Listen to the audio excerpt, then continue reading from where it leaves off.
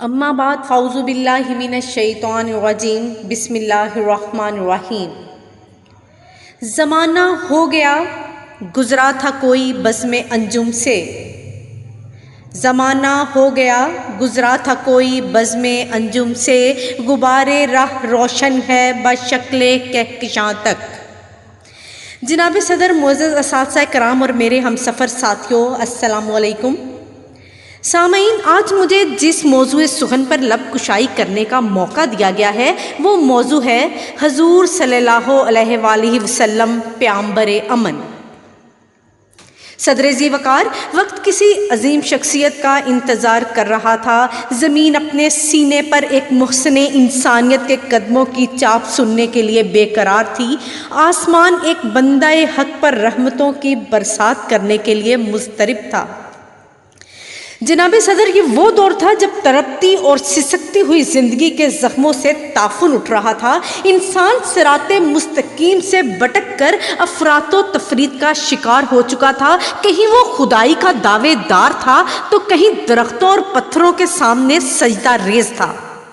صدر محترم، اور پھر عام الفیل میں موسم بہار کی ایک صبح ایک ایسا پھول کھلا جس کی مہک اور خوشبو سے سارے جہاں کو معطر ہونا تھا۔ ہدایت اور رہنمائی کا ایک دریچہ کھلا جسے اپنی روشنی سے ساری کائنات کو بقائے نور بنانا تھا۔ تاریخ اور کتاب کے اس باب کا آغاز ہوا جسے آئندہ چل کر وحی اور رسالت کے تمام تقاضوں کی تکمیل کرنا تھی۔ اور ربیع الاول کے مہینے میں آپ صلی اللہ علیہ وآلہ وسلم اس دنیا میں تشریف لائے۔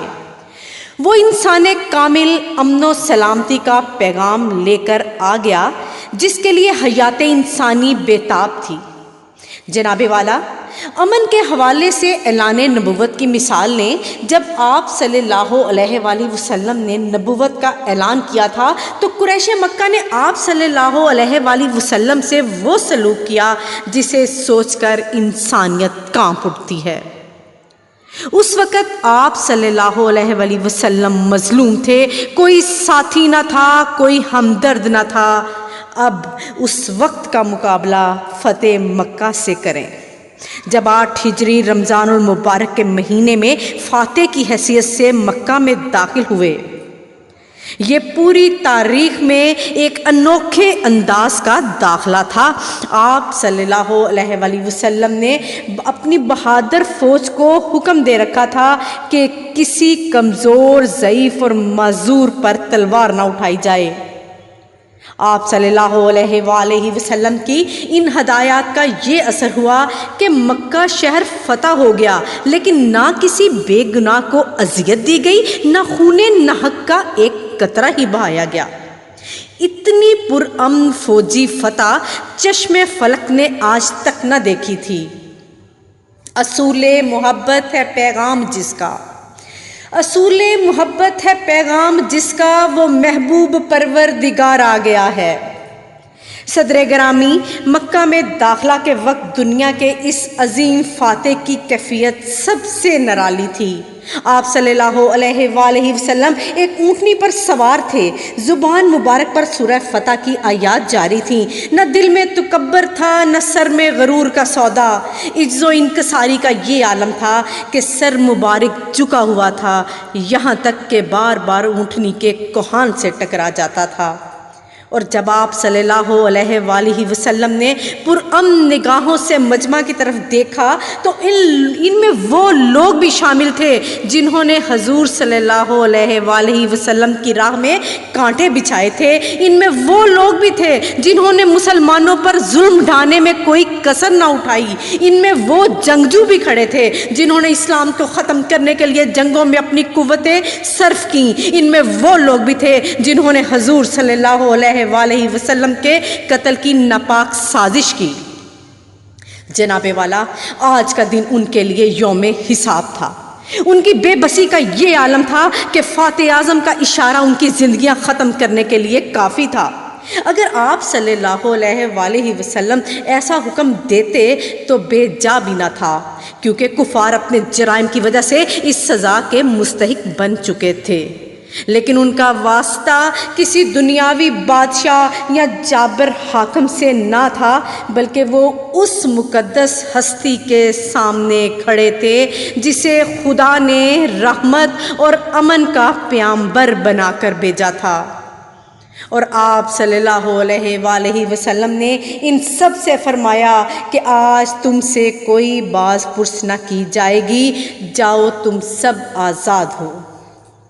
اور اس سے بڑھ کر امن کی اور کیا مثال ہو سکتی ہے کہ آپ صلی اللہ علیہ وآلہ وسلم نے اس بندے کو بھی معاف فرما دیا جس نے آپ کے چچا حضرت حمزہ رضی اللہ تعالیٰ عنہ کی لاش کی بے حرمتی کی اور ان کا کلیجہ نکال کر چبا لیا۔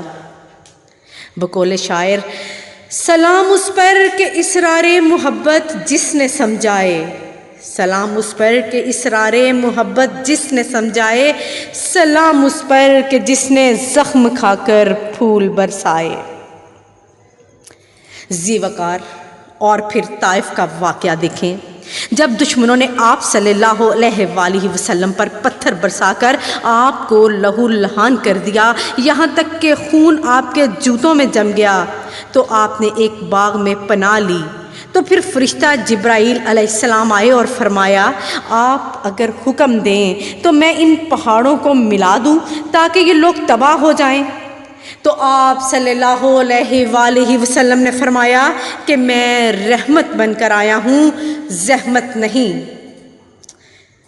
محبت کے یوں جس نے دریا بہائے، محبت کے یوں جس نے دریا بہائے، دل ان کا بھی جیتا جو سر لینے آئے، یوں بندہ نوازی کے جوہر دکھائے کہ خود کھائے جو اور جواہر لٹائے۔ خوشی اپنی غیروں کے غم میں بلا دی، دیا درد جس نے اسے بھی دعا دی۔ جناب صدر، امن کے حوالے سے جو مثالیں پیش کی گئی ہیں وہ تو سیرت طیبہ کی ایک جھلک ہے۔ تاریخ تو ایسی کروڑوں مثالوں سے بھری پڑی ہے۔ ان الفاظ کے ساتھ اپنی تقریر کا اختتام کروں گی کہ وہ دانائے سبل ختم الرسل مولائے کل جس نے، وہ دانائے سبل ختم الرسل مولائے کل جس نے، غبار راہ کو بخشا فروغ وادی سینا، وما علینا الا البلاغ المبین۔